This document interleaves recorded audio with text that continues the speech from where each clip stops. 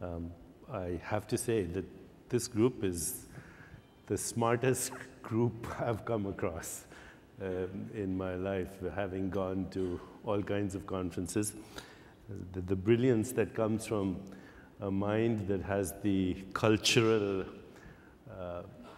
background of an ancient civilization, and at the same time is so comfortable with modern science is not comparable. There's no place in the world, no group in the world that can compete with the Indian mind, and I say it with great pride and joy. So Vishal was talking this morning about the bit economy and how, you know, the world is now influenced by bits of information. And he showed a very, well, his talk was spectacular, but there was one slide where he was talking about these three-dimensional objects that come out of the new computers, where you feed information and you get a three-dimensional material object. In this case, it was a flute, wasn't it? But I think the time is not far where you can feed information into computers and get a steak without killing a cow, or anything else that you want, because information is, in fact, considered the raw material of the universe. But I'd like to go a little further from the bit to the it. Okay, so it was John Wheeler, who was one of the pioneers in quantum physics, who first used the expression it from bit. So you take away the B and you're left with it. And what John Wheeler was talking about was actually the fact, and I'll try and quote him directly. He said, every quantum fluctuation, every field of force, every fabric of even the space-time continuum derives its meaning, derives its significance, derives its very existence to yes and no questions, and the apparatus elicited answers to those yes and no questions, to those binary codes. And this is a very important point that, you know, John Wheeler was also the man who coined the word black hole and wormhole and all the modern terminology of quantum physics. And yet, a lot of people have not fully grasped what John Wheeler was saying. He was echoing also what Heisenberg had said earlier, one of the pioneers of quantum physics, that nature, the cosmos, doesn't reveal itself to us as it is, but to the questions we ask. So all of scientific endeavor is actually a human endeavor that human beings ask in their consciousness through a human nervous system. And the one fundamental that we still haven't grasped in science, I'd like somebody to turn on the timer so I know what my experience of time is going to be in the next 40 minutes or so. Because that's not working right now. Okay, that's good. So the point that Heisenberg made was, I'll repeat, that nature, the cosmos, doesn't reveal itself to us as it is, but to the questions we ask. And that was John Wheeler's it from bit. The bit is information technology. But the it we want to derive from it, I hope, is not only knowledge, but wisdom. And we want to move from an information-based civilization, hopefully, to a knowledge-based and ultimately a wisdom-based planetary culture. Because right now, with all the brilliant minds that we have in this room and elsewhere, I think the focus is on the creation of wealth, and yet 50% of our world lives on less than $2 a day. 20% of our world lives on less than $1 a day. We have created a planet which is unsustainable. We have extreme economic disparities, social injustice, conflict, war, and that's a sign of a very sick planet. And so it took us about 14 billion years to get here, 13.8 billion years to get here, and we have the capacity to destroy it, totally. And so all this brilliance has to move from information to knowledge, and I hope wisdom, wisdom being that knowledge that nurtures the web of existence, that nurtures life, that helps us participate in the ecosystem of which we are a part. So before I go into what I want to talk about today, which is the future of well-being, I want to give you just a little glimpse of our current state of understanding of the universe and our participation in it. So here it is in a few seconds. The universe is about 13.8 billion years in age. It came out of a nothing. Nothing means absence of space, time, energy, information, and matter. So even time began with the Big Bang after what is called cosmic inflation. And today, through our scientific understanding of the universe, and as you know, science is based on theory, experimentation, observation, and then validation. And today's science, the most cutting-edge science is cosmology, with mathematics and physics, where mathematical theories are fed into what are called supercomputers, and then observations are made, and we can look back to the cosmic wave background radiation that began at the end of cosmic inflation. We can fast forward to see what is going to happen in the future. And so these methods of experiment, theory, and observation are validated by scientific peers. And from that, we know that about 70% to 75% of the universe is something called dark energy. And we have no idea what it is. Dark energy is expanding galaxies faster than the speed of light, and they're disappearing over the cosmic horizon, which is 47 billion light years away. And they're disappearing faster than the speed of light. It was something that Einstein hinted as the cosmological constant. But it's not a constant because dark energy increases exponentially as galaxies expand. That's 70% of the universe. 20% of the universe, so now we come to 95% of the universe, is something called dark matter. And we have no idea what it is, except that it is the most important force in the universe for gravity.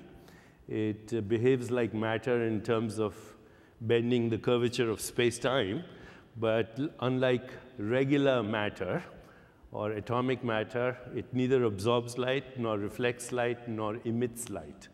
And if you have two pieces of dark matter colliding, they just go through each other. And were it not for this dark matter, you and I wouldn't be existing, because it's responsible for the majority of the gravitational force in the universe, and that includes the gravity that holds our bodies together. Well, that leaves 5% of the universe that remains, of which most of it is interstellar dust. And here is the slide. Can you see this? Can you show the slide, please? So there you are. Invisible atoms, about 4%, hydrogen and helium, about 0.5%, and other visible atoms, 0.01%. So all the galaxies, which could be about 500 billion galaxies, all the Milky Way galaxy, Andromeda, Virgo, the immediate neighborhood of 25 to 50 galaxies, which have billions of stars and trillions of planetary systems, that's about 0.01% of what's out there. And the rest of it is still a mystery. We have no idea what it is. And so when you hear this for the first time, you say, you know, what am I doing here? Is there any purpose or meaning to human existence? And are all our religious ideas and spiritual ideas just cultural mythology?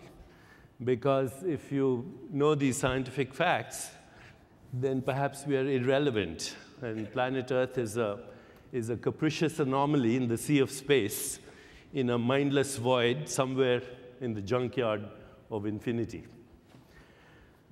And yet, what I want to share with you today is something much more important. The real fundamental fact of the universe is not that it exists. Even more fundamental to the fact that the universe exists is the fact that we are aware that it exists.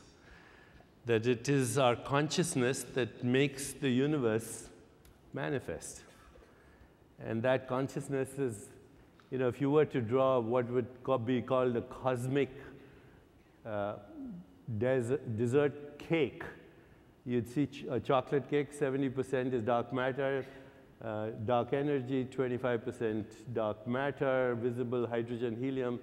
Intelligent life would be a little bunch of cinnamon you can see at the top of the whipped cream, and through that intelligent life, a human nervous system that can begin to comprehend all this. And this is a very remarkable fact, because this means that cosmic evolution took 14 billion years to create you and me, and we are actually an activity of the universe through which the universe is becoming aware of itself. And this is perhaps a new idea in modern cosmology, but it's not a new idea at all. As far as the ancient wisdom tradition of Vedanta is concerned, or Kashmir Shaivism, which use these Mahavakyas to give us the same wisdom. Aham Brahmasmi, I am the universe. Because without you, the universe remains a radically ambiguous and ceaselessly flowing quantum soup. The fact that it has color and form and texture is because consciousness makes that manifest. Aham Brahmasmi, Tattvamasi. The beautiful words like Jagat Mithya, the world as a projection of consciousness, or Sankalp, the power of intention in consciousness that makes the universe manifest. So here we are at a very important crossroads in our cosmological evolution. We have created capacities and technologies that, combined with very primitive tribal identities, could spell devastation for the planet. We have the capacity today, and it's only increasing, where you could have a handheld device like your BlackBerry or iPhone, and using the bits that you spoke about, you could interfere with air traffic signals, cause a nuclear plant to leak, interfere with a pacemaker, a respirator, cut off electricity from a city, poison the food chain. So a limited identity of consciousness combined with the power of modern technology is not a good combination. We risk our extinction and risk the extinction of all other species and life on planet Earth, which is a very rare phenomenon in the universe as far as we know it. On the other hand, we have the same technology, which, combined with the evolutionary impulse of the universe, which is Satyam, Shivam, Sundaram, truth, goodness, beauty, evolution, mathematical truth, but also musical truth, and the truth that is behind the forces that we consider evolutionary, or sattva, or sattvic forces, could actually make this planet a new civilization of peace, social justice, economic well-being, and ultimately a healthier and happier, intelligent life. And so with that as the background, what I want to share with you is some of the major scientific breakthroughs that are occurring today in science that are leading to a new paradigm of understanding of our own consciousness. These are some of the really cutting-edge discoveries of the last 10 years. So I'll start with, where should I start? We can start with quantum biology, okay, which was an unknown discipline till only, say, 5-10 years ago. But 2 years ago, we had a conference at Google on quantum biology, which is the next frontier of understanding our biological self, that your body is a network not only of information, but at the most fundamental levels, it behaves in a way that is non-local. So, you know, how does a human body, which has 100 trillion cells, which is more than all the stars in the Milky Way galaxy, each cell performing 100,000 activities, how does it all keep it together?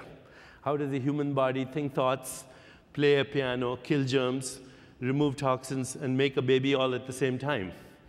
And while a human body can do that, it also tracks the movement of stars and planets, because your biological rhythms are the mathematical rhythms of the whole universe. They are the symphony of the whole cosmos. So if you're familiar with our wisdom tradition in Vedanta, you will probably have heard the phrase yatha pinde tatha brahmande. As is the atom, so is the universe. As is the microcosm, so is the macrocosm. As is the human mind, so the cosmic mind. And so that we are actually biologically fractals or holographic expressions of the total universe. And that's really the meaning of the expression aham brahmasmi. Your identity cannot be contained or confined to the boundaries of your skin, because the entire web of life and also the total universe is responsible for the activity, which is our body. Our body is a verb. It's not a noun. It's an activity, and it's a particular activity at 13.8 billion years of evolutionary time. And once we understand that it's an activity, then we also understand at a deeper level that activity is an activity that is non-local, that is beyond even the quantum world. Because, you know, the quantum, we are still dealing with bits. But you go beyond the bits, you end up with the quantum vacuum, which is a field of possibilities, which is the womb of creation. And so there's nothing new about what Hawking and others are saying when the universe began from nothing. This is the shunyata of Buddhists. It is the infinite void of Vedantists and Sufi mystics.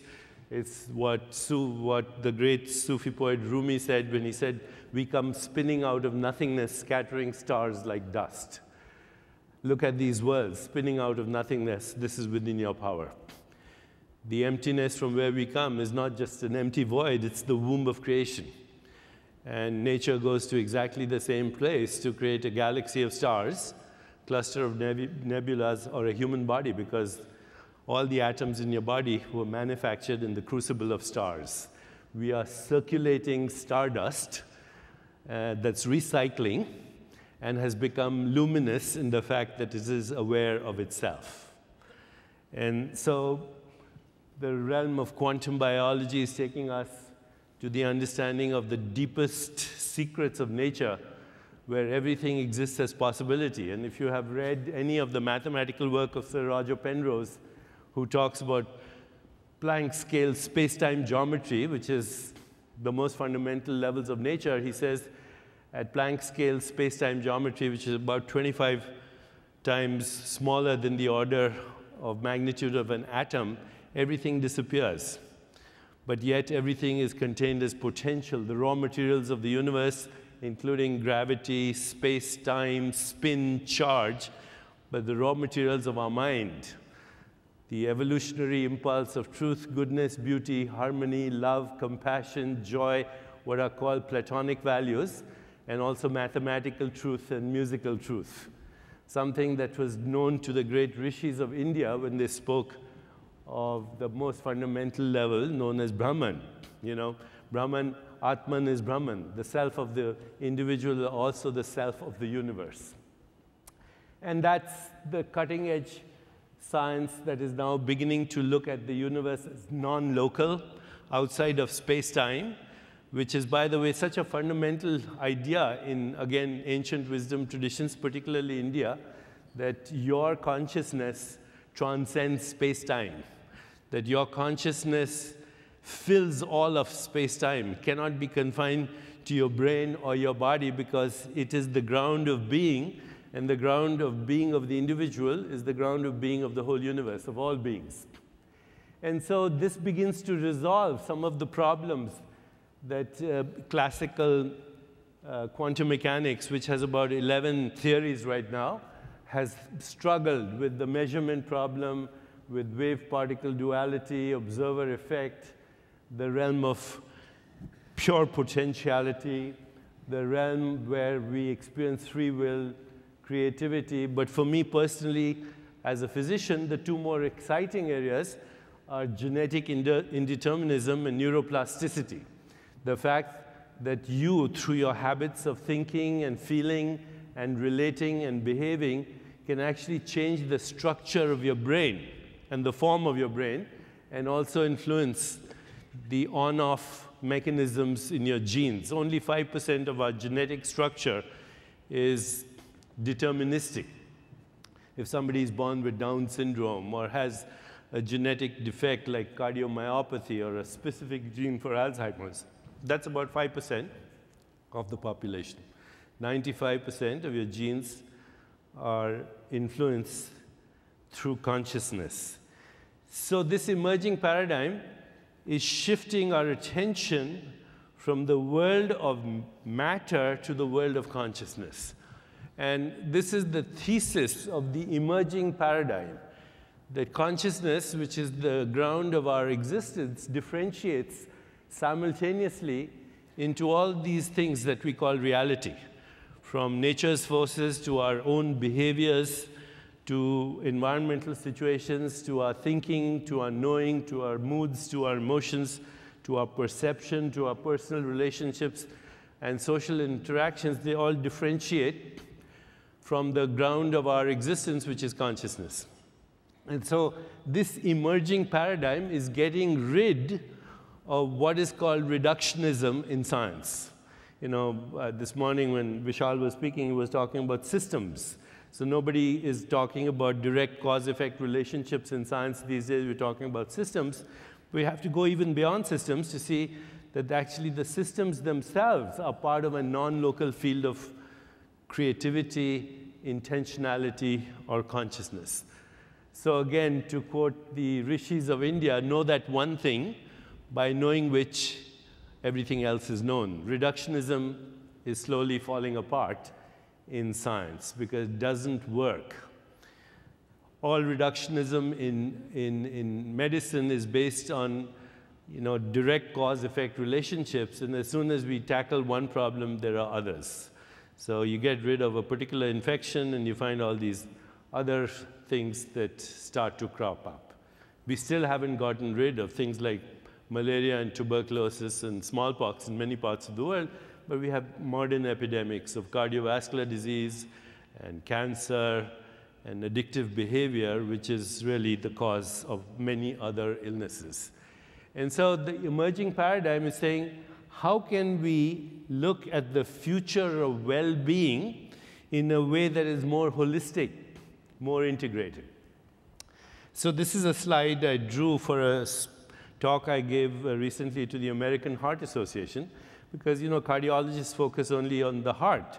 And yet, when you look at the heart-brain connection, you recognize that everything from emotions to sensations to feelings to perceptions influence cardiac activity, brain activity, neurotransmitters, which everyone's familiar with these days, opiates, serotonin, vasopressin, oxytocin, which happen to be neurotransmitters, but also modulate the activity of the immune system. And there is no way of understanding human biology unless we look at it in a very integrated manner, and that you cannot isolate parts. Parts are fictions of imagination. Even molecules are fictions of imagination, because a molecule is not a structure, it's an activity. Just like a bit is an activity. It's an activity, it's a verb. And the universe is a verb, the body is a verb, it's an activity. In consciousness, there are no nouns. Nouns are fictions, and they are conventions of language, but they're not descriptions of reality. And that was the great insight that the Buddha had when, there's the famous lecture of the Buddha where he never spoke a word. He just came out in the deer park at Benares and stood with his disciples and held a rose in his hand. And at one point, Ananda smiled and the lecture was over. Nobody else spoke a word. And so all the disciples went to Ananda and said, "What did you see? We saw a flower." And Ananda said, "Yes, I saw a flower, but I also saw rainbows and sunshine and earth and water and wind and air and the infinite void and the whole history of the universe that had stopped for a moment of perception pretending to be a flower." Now that is what we would call cosmic vision, enlightened vision, to see that every event in the total universe is a conspiracy of the total universe. And that whole conspiracy is occurring in consciousness. And now that we have the technology to track our thoughts, today you can take a carbon atom, you can radio label it, you can put it in a sugar molecule, and you can watch what's happening in the brain. And you can see that when you are in love, there are certain parts of the brain that light up, and this could be romantic love, or love for your children, or love for the world, or love for that abstraction, the mystery that we call God, that your brain lights up in ways that integrate the whole body into its healing, self-repairing mode. So that Rabindranath Tagore's famous phrase, "Love is not a mere emotion, love is not a mere sentiment, it's the ultimate truth at the heart of creation." It's that force that binds all the other forces together. So here is a slide that I want to share with you that I made after my work at the Gallup organization, where I think you know what Gallup does. We collect data, and right now we're collecting data. I'm a senior scientist at Gallup as well, and I have access to all the information through interns at Gallup who work with me. And we've been collecting data on well-being and the future of well-being for our civilization, if you will. The most well-documented data on what well-being is. So in Gallup, we define well-being as a combination of career well-being, social well-being, physical well-being, financial well-being, and community well-being. And we see that they're all inseparable. You can't separate one from the other. And then we gather data in all these areas. And I want to share with you some of it because there's a lot of it. And of course, this particular slide does not address spiritual well-being. Scientists try to shy away from spiritual well-being, but I'll come to it because we are now addressing this even at institutions like Gallup. So let's look at some of this because it's very interesting. Over here, everyone I meet is very passionate about their work. And that's why you get such brilliant minds and such brilliant outcomes, because everyone here is really passionate about what they're doing. It's a rare phenomenon, though. In the world, only 20% of people, when asked, "Are you happy with what you do?" are actually say yes. An alarming statistic is that more people die in our civilization on Monday morning at 9 o'clock than any other time of cardiovascular accidents. This is an extraordinary accomplishment for which only the human species can take credit, because I don't think any other animal knows the difference between Monday and Tuesday, and that's because they hate their jobs, okay? And that affects their physical well-being. So here's some very interesting data. If the person you work for, your immediate supervisor, your manager, your boss, your CEO, if he or she criticizes you, your rate of disengagement is about 25%. And within 6 months, you fall sick if they criticize you. But if they actually ignore you, they don't criticize you, they ignore you, you get even worse outcome. Your rate of disengagement goes up to 45%, and you get sick also, because you would rather be criticized than ignored. At least you're being noticed. If your boss or your manager or supervisor notices a single strength that you have, a single strength, and acknowledges your strength, your rate of disengagement goes down to less than 1%.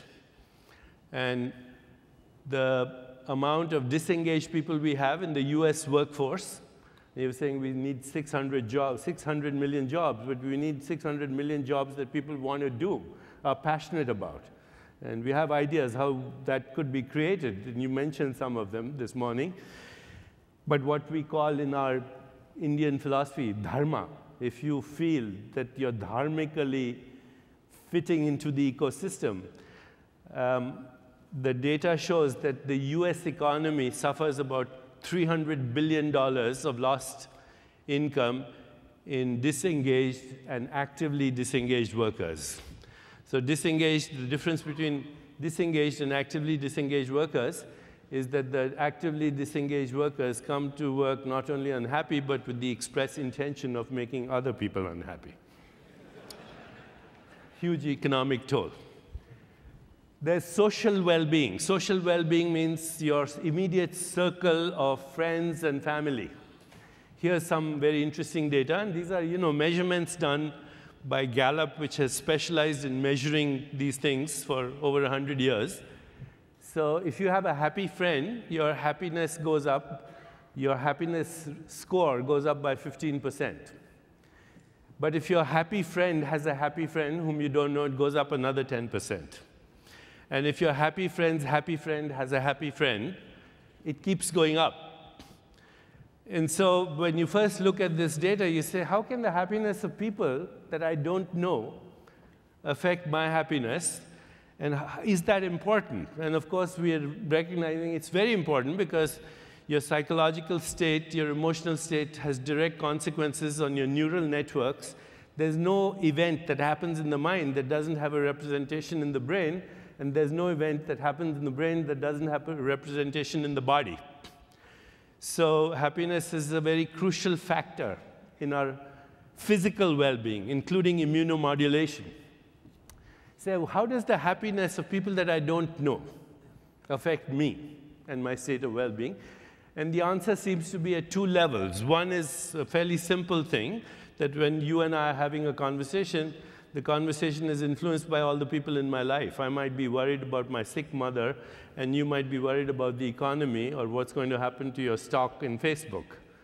And so, we have all these influences in our conversation, and those influences are influenced by others. Ultimately, even the happiness of your perceived enemies is important for your well-being. In fact, the best way to diffuse your enemy is to increase their capacity for being happy, which is something that wisdom traditions have said. But there's a deeper reason, and the deeper reason is what Erwin Schrödinger, one of the pioneers in quantum physics, said. And by the way, you may or may not know, but Schrödinger was a Vedantist, and as was Niels Bohr, who were the pioneers of the Copenhagen interpretation of physics. He said consciousness is a singular that has no plural. That in the deeper reality, there's only one body, and the body is the recycling of stardust, which is also our own body. There's only one mind, which is the recycling of ideas and the evolution of ideas, both disruptive and not disruptive. You see, because evolution proceeds through punctuated disequilibrium as well. So there's this complementarity of disruption and continuity. Both coexist. And those are the quantum leaps of creativity that punctuate evolution. And so if consciousness is a singular that has no plural, then we are all byproducts of the one mind. As Rumi says, you know, you're not just a drop in the ocean, you're also the ocean in the drop. And it's a shift in perspective, really, that creates that idea that I am also the web of relationships that we call life. And this has huge implications from everything from obesity to type 2 diabetes to all the modern epidemics of mankind, of humanity, that they are affected by our social well-being. And that social well-being now is expanding through social networks, because if you think of social networks, whatever the networks are, Twitter, Facebook, LinkedIn, what are these social networks? They are extensions of the human mind. So we are actually, through technology now, laying the neural networks for a planetary mind, unbeknownst to us, that is changing our identity with what is happening in Syria, Tunisia, Egypt, Occupy Wall Street, the Anna Hazare movement in India. This is an upwelling from the collective mind that is laying the neural networks of a new extended mind, which ultimately belongs to one mind. We're not only the same body in the deeper, beyond our perceptual differences, ethnic, racial, and national, our deeper identity is the recycling of the same body, stardust, and the recycling of the mind that evolves through continuity and disruption at the same time, or what we can call quantum leaps of imagination and intention. A new vision of evolution is creeping in. Physical well-being, going back to very simple facts like how much sleep do you get? Is your food rich in what are called phytochemicals or energy derived from the sun? Because our body is made up of, as I said, it was manufactured in the crucible of stars, in blazing centers of radioactivity. And those are contained, our Ayurveda would say, in the colors and the tastes of food. So if you have the 6 tastes, rasa, that makes up our body, and you have the 7 colors of the rainbow, then that's the phytochemicals that make your body. So there's a lot of truth to the wisdom tradition of Ayurveda, which instead of measuring data was looking at the quality of experience of life, whether it was taste or sound or touch or smell. So all of the healing science of Ayurveda is based on what are called qualitative experiences of the world that we experience through the 5 senses, that begin to self-regulate our own bodies, the homeostatic mechanisms. And that includes physical exercise, yoga, pranayama, techniques for mind-body integration, and today, through neuroplasticity and genetic modulation, the new frontier that is being called bioregulation. So as we move into the future, we'll be using information technologies instead of molecules, because we'll be looking at the body as a network of information, energy, and ultimately consciousness. Financial well-being, whilst over here, every day there's a new IPO, the world still is suffering an immense economic breakdown because of an old paradigm in economy, which was basically convince people to spend money that they haven't earned, to buy things that they don't need, to impress people that they don't like. And so of the $2.2 trillion that circulates in the world's markets every day, less than 2% actually provides meaningful goods or services. And the future of our economic well-being has to improve the quality of life on our planet through the technologies that we have. And finally, community well-being, so beautifully summarized again in our Indian Vedic culture and tradition, seva, satsang, and simran. Simran is to remember your true identity as a cosmic being.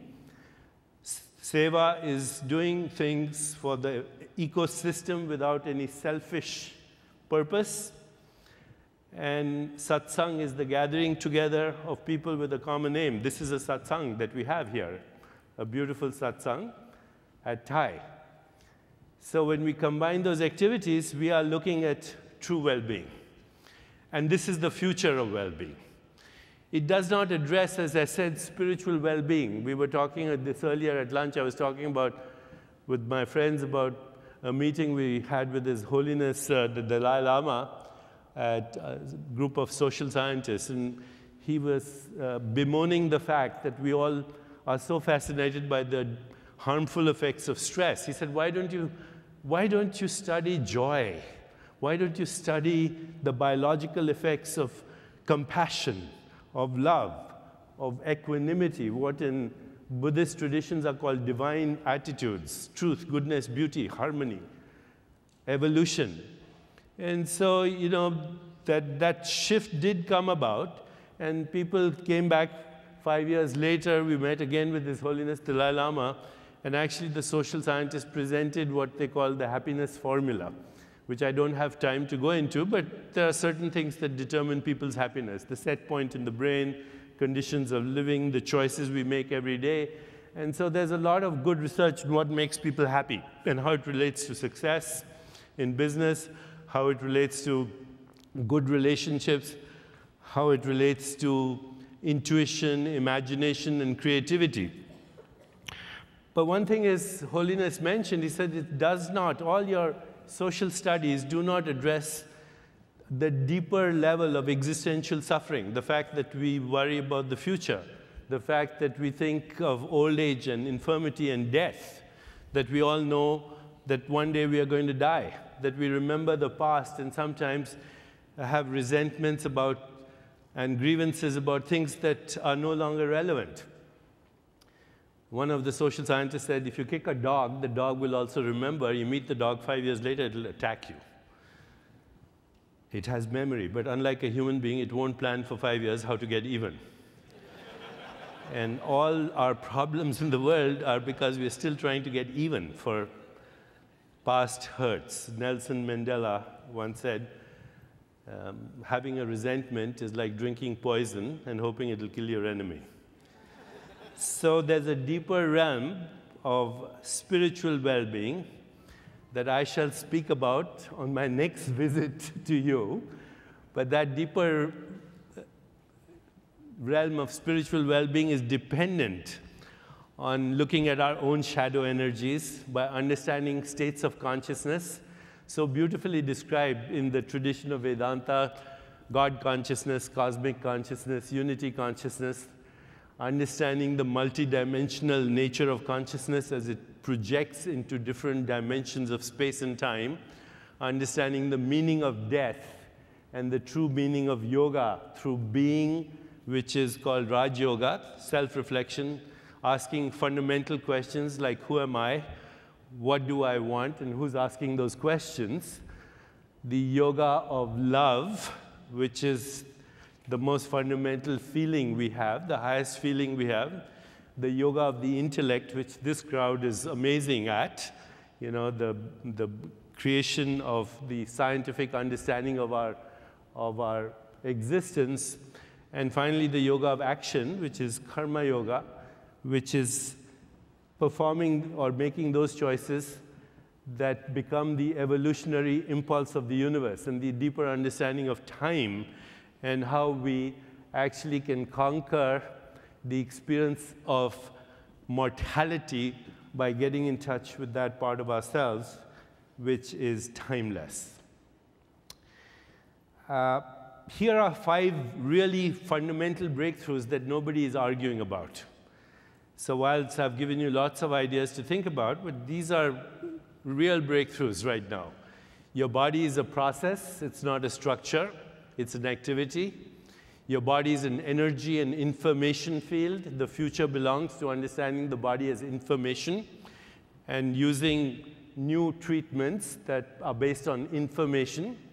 Your genes are not deterministic, with a few exceptions. You can turn them on and off by the way you live your life. You can change your experience of time, and your own consciousness is the key to all this. These are regular breakthroughs that are being accepted by science today. And they have come about as a result of a scientific understanding of human consciousness. So here are some of the future technologies that we all can look forward to, and you shall be the pioneers of these technologies. Neuroplasticity through neural feedback, where you can actually measure the electromagnetic activity of the brain feedback, and already these technologies exist. I'm sure some of you are doing this. There are young people at MIT lab that can give you technologies where you can look at your brain waves and use the feedback to move the Milky Way galaxy on your iPad. So thoughts and how they control reality is becoming reality. Bioregulation through not only neural feedback, but cardiac feedback, or what we call heart rate variability, skin resistance, stem cells and cloning technology, not through stem cells derived from elsewhere, but your own stem cells, taken from your saliva, or from plants, or from red cells, your own body's intelligence going back to pluripotential cells that you can help and coax into different cells in your body. So you take a little bit of saliva, go back to the stem cell and coax it back to becoming a replacement part, new eyes, new heart, new and nanobots, which will be nanocomputers based on quantum biology. And these nanobots will be as big as the red cells in your body, and you will be able to give them instructions through your handheld device, very precise instructions on how to replace old parts of the body, to coax and repair organs, and to actually clean up your nervous system so it doesn't age with things like Alzheimer's. And genetic modulation and enzyme induction, not only through technology, but through consciousness. So there's a research study that we are participating in right now with Elizabeth Blackburn, who's at the University of California and San Francisco, right around the corner, who showed that Buddhist monks and others who practice 3 months of mindful awareness meditation, they have an increase in telomerase, which is the enzyme that controls the length of telomeres, which is your biological clock, just through their minds. And so we are replicating her study now, but with neural feedback, we'll be able to accelerate that. So basically reset your biological clock for aging so that you will be able to actually have more control over your biology. And then the whole frontier of personalized medicine, where hopefully you'll have a little device like the one I'm wearing, this little bracelet. I wanted to show you. I've shown this to many people in the last 2 days. But here's a little bracelet which has a USB. And this is monitoring everything that's happening right now in terms of my energy expenditure, calories, the amount of exercise I do, but also soon brain waves and heart rate variability. So you literally have an extension of yourself. So this morning I was mentioning at breakfast to someone that we need a me plus. And he said, why don't you call it Mera plus? An extension of yourself and all the information in the cloud, and then sharing this information with all those that you love and care about so you can help their well-being as well. I notice I've run out of time, so I want to take you through a couple very simple reflection right now. Please close your eyes. Okay, before you do that, before you close your eyes, as you're listening to me right now, turn your attention to who's listening. So as you're listening to me, be aware of the listener. And that presence you feel right now, that's your soul. It's not your mind, which might be saying, I wish I'd gone to the bathroom before the lecture. Mind is a conversation that occurs in the presence of your soul. That part of you was there when you were a baby. Different mind, different body, different experience. But experience in that consciousness, which is primordial and ultimate, and your ticket to freedom.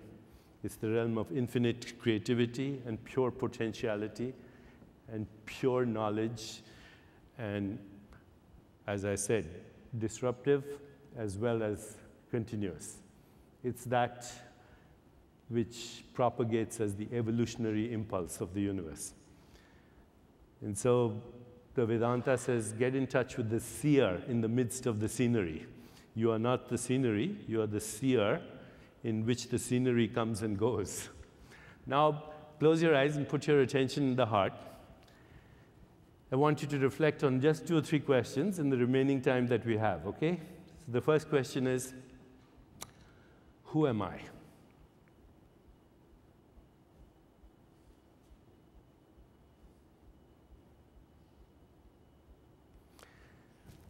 The second question is, who's asking the question?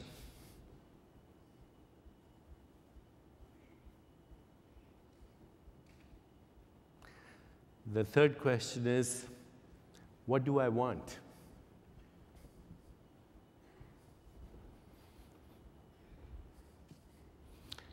And finally, what do I want for me, but also for my family, for my community, and for the world, for my children and their children and their children. And finally, what am I going to do about it? Thank you very much.